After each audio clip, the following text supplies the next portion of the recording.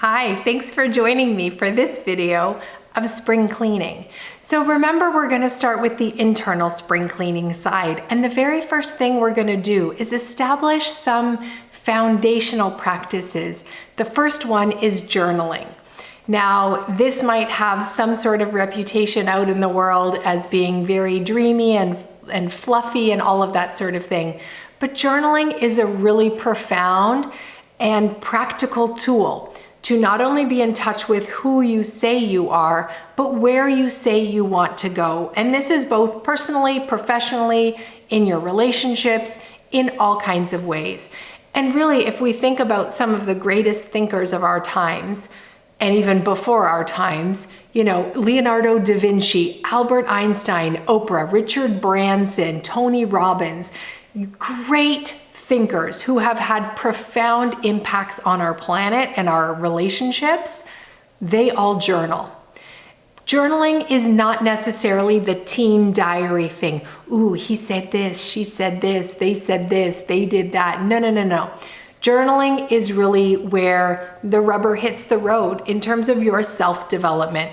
It reveals your authentic thoughts, your feelings, and your beliefs. Remember, you are the author and the audience. This is not for public consumption.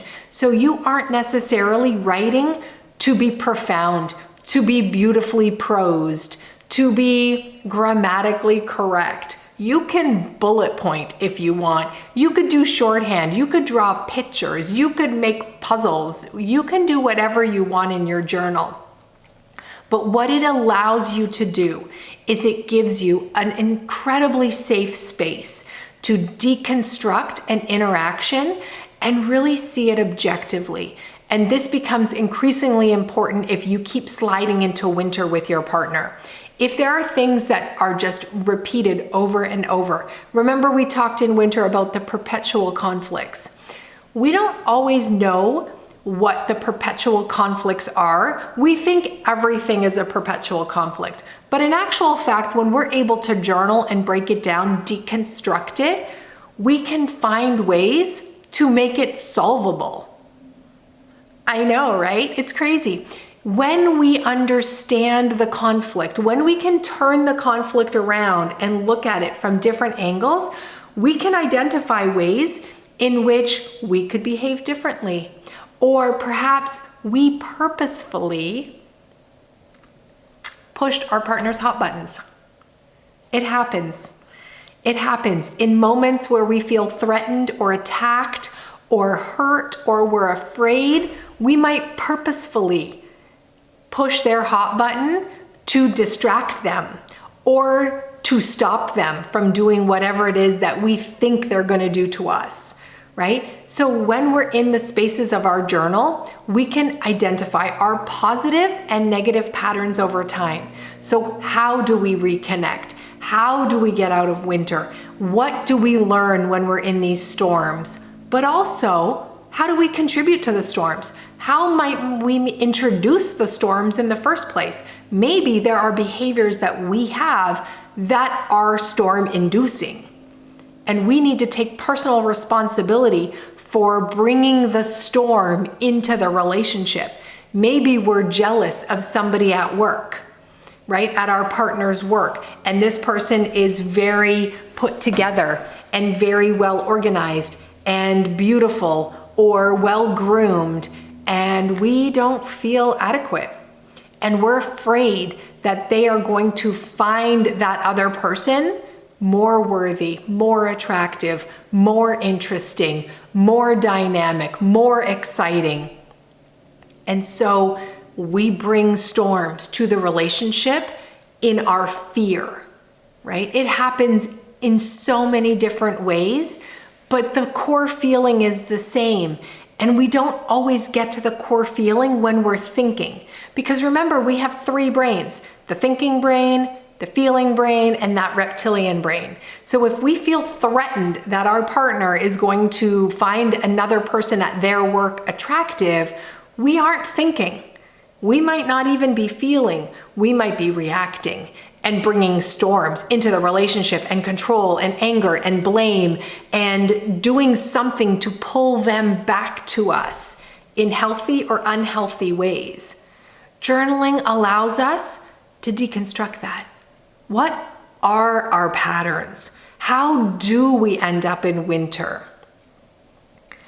When we understand our past, how we got where we're going, journaling then becomes a launching pad for our future.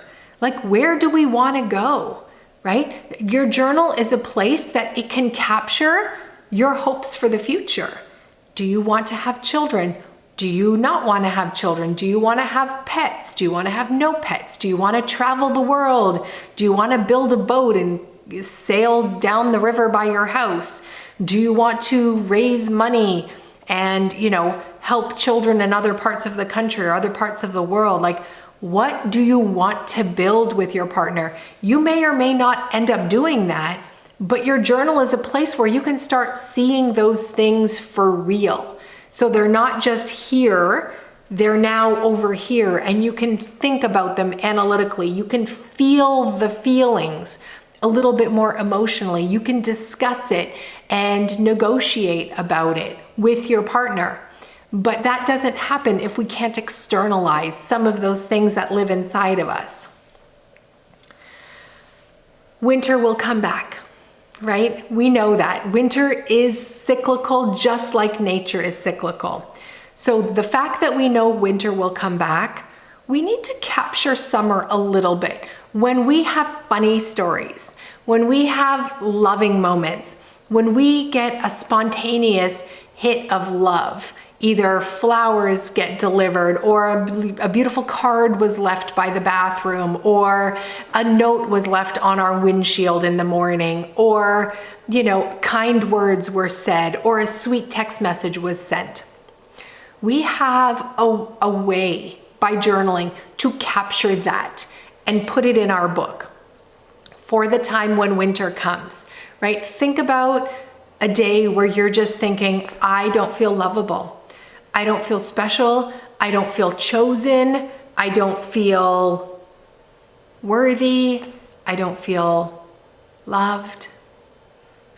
And you sit down and you flip through your journal, and there are just captures of moments where you are very loved, where your partner has expressed beautiful words of encouragement and adoration and pride and just emotional beautifulness, right? They have reflected back your awesomeness, and you've captured that.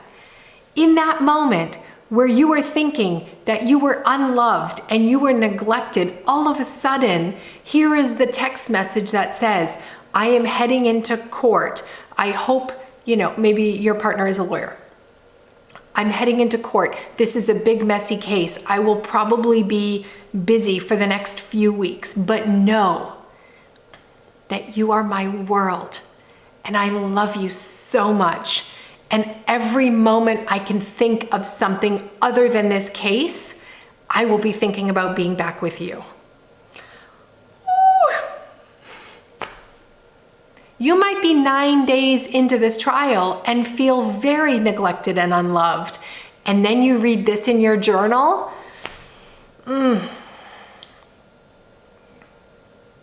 Capture the good, right? Capture the good. It's like taking a picture of a shooting star, right? It's not the same as seeing the shooting star, but you can remember the feeling of making the wish when you saw the shooting star when you see the picture. Capturing things in your journal can very much be like that. When you have these sweet moments, when you have these sweet memories, and you write them down in moments of stormy weather, in moments where you don't feel connected, you can go back to those and say, actually, wait a minute here. Wait a minute here.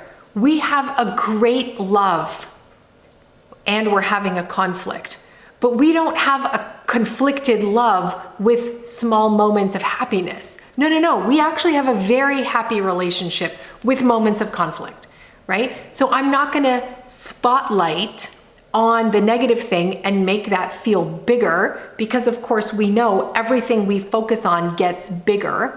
So I'm not gonna spotlight on the fact that he hasn't paid attention to me in 2 weeks. He's on a case, I miss him, but I know he loves me and he said he's thinking about me. I can be patient, right? That's a very different story to yourself than if you didn't capture the love notes, if you didn't capture the text messages, if you didn't write down the sweet memories and the acts of kindness and the notes of love. You might forget those and go right to a spotlight situation, right? So journaling allows you to get very deep into your honest self. And if you write something that feels a little fake, right? If you're like, I'm unlovable, you could be like, wait a minute here. Where did I even get that? Okay, hold the phones. Wait a minute, what evidence do I have of that? And as you're writing, you can say, we celebrated our anniversary and this is how it went. We celebrated my birthday or my partner's birthday, or we celebrated her graduation, or we celebrated, our family's reunion or and I felt very loved. I felt very loved. So with the act of you writing, I feel unloved, you can challenge that and be like, no, stop. I might feel unloved, but that's because I am not looking for evidence that I'm loved. This text message is evidence that I am loved. The flowers are evidence that I am loved. Looking at this book that we picked up on our last road trip reminds me how loved I am, because I love this author and we found this book in this, garage sale at some little village somewhere, right? I am loved. You can challenge the negative stories that you have and really call yourself out. Journaling gives you the space to do that. So if you are not making a daily practice of journaling, or after several days, journaling a couple times a week, try it. Try it. I know it will profoundly change your relationship, because you have to be honest. You cannot fill your journal with things that are just not true. Your hand will resist. Right? Or if you read it the next day, you think, ooh, I was in a place. That was not a good place. I am not there now. Today, when I journal, this is what I'm going to write. This morning, we had coffee together on the deck, and we talked about how hard things were at work and how stressed we were with the kids, or how uncomfortable we were having deep conversations with our parents who are getting older, and we have to help them with their health or their money or their investments or their retirement, or there's a lot going on. We're not pulling away from each other.